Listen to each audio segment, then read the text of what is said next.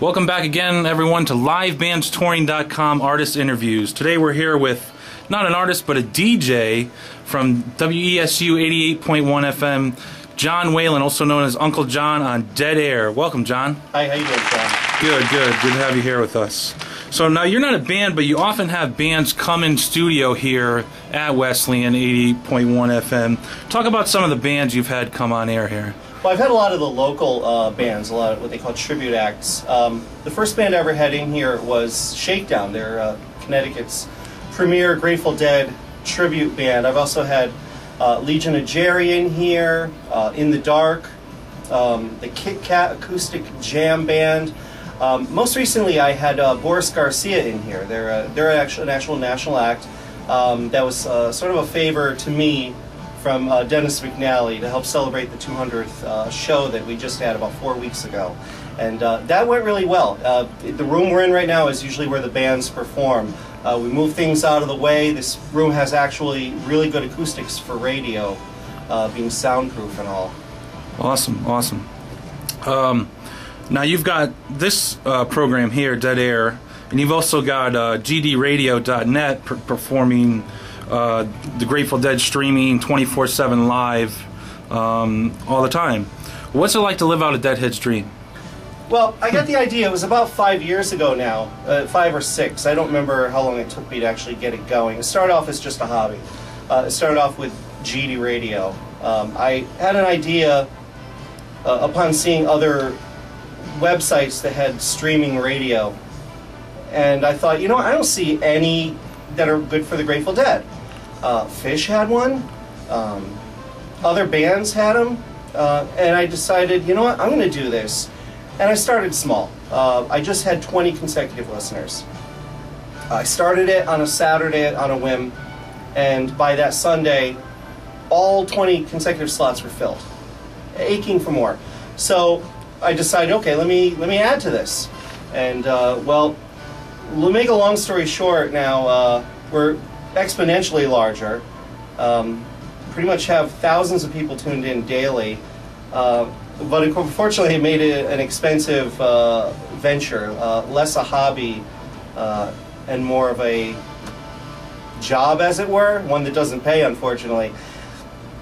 But it's a lot of fun, and I enjoy doing it. If I didn't enjoy the music, if I didn't enjoy hearing from people saying that they love it, or someone who told me that they went and saw a Dark Star Orchestra show, and that was their first exposure to the Dead, and they actually heard that and then were inspired to hear more music, and then they found me, and now they, you know, have discovered even more music. That's fantastic, because some people will say, you know, why bother? The band's gone. Why bother? It's out there. Well, you know, if more people can reach out to more people, it keeps things going. And that's what's most important. And there's going to come a time when none of the original band members are playing anymore. They're up in the years. It's going to end soon. And, well, somebody needs to keep it going. And if I can do my part, that's what's most important. Fortunately for me, I was reached out to about 4 years ago from this radio station, WESU, by one of their directors who said, would you like to do a Grateful Dead radio show? And I said, I do a Grateful Dead radio show. He said, no, I mean on the real radio. And, you know, like you said, it was like a dream. I was like, you're kidding me? Like, I can go to a radio station and do this and actually play it on the airwaves? And he said, yeah. And I said, yeah, of course I'd like to do it. I didn't hesitate. So I got trained, obviously, because you don't want to violate FCC rules or anything, so you have to know what you have to do and what you can't do. And so I've been doing this show now for almost, I think, 4 years. Like I said, I just had my 200th show about 3 weeks ago. 200, that's a lot. Yeah, that's all the time flies. The 100th show came and went, and I didn't think I'd even have a 200th show. I figured I'd get tired of it and give up.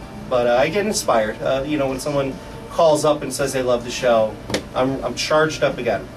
Awesome, awesome.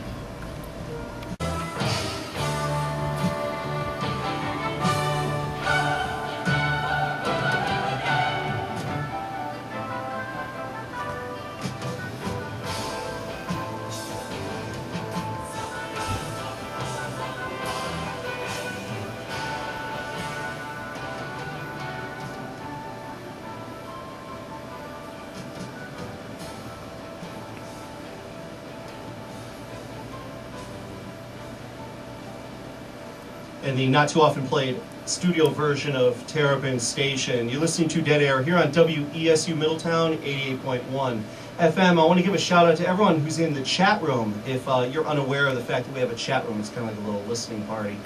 You go to www.deadair881.net and there's a link that says chat. Go there. It'll take care of it for you. And a lot of cool people there. Hey to everybody. And especially hey to Rhode Island Jerry, who always gets his feelings hurt if somebody doesn't say hi to him. And whoever's calling, I'm talking right now, so obviously I'm not going to answer the phone. Call later. Let me tell you what's going on in the listening area. That's Middletown, Connecticut. What we got going on, well, tomorrow at the Warehouse, that's in Hartford. The Warehouse, EOTO, featuring members of String Cheese. I guess it's like a live techno mix deal. Sorry I don't know enough about it. I guess it's a lot of fun. EOTO at the Warehouse. Thursday, that's April 2nd, Tim Palmieri is going to be performing at Anna Liffey's in New Haven. That's Tim Palmieri from The Breakfast, guitarist extraordinary. He does a little acoustic jam. A lot of fun. Friday night, that's March 3rd at Spectators Sports Bar and Grill in West Haven. Shakedown, that's Connecticut's premier Grateful Dead tribute band. Shakedown, lots of fun. Saturday night, that's April 4th at the Hungry Tiger in Manchester. Shakedown will be performing there as well. The Hungry Tiger is an awesome venue, good food and good drink specials. Definitely want to check that out. If you don't feel like going to Manchester and you had a blast at the EOTO show at the Warehouse and you want to go there again, well, you're in luck because also Saturday night, April 4th, the Ryan Mutt Blue Band is going to be performing. Sean, you going to go see that one? Woo! He just threw his fist up in solidarity for the Ryan Mutt Blue Band. That's at the Warehouse in Hartford, Connecticut's newest live venue for unbelievable acts.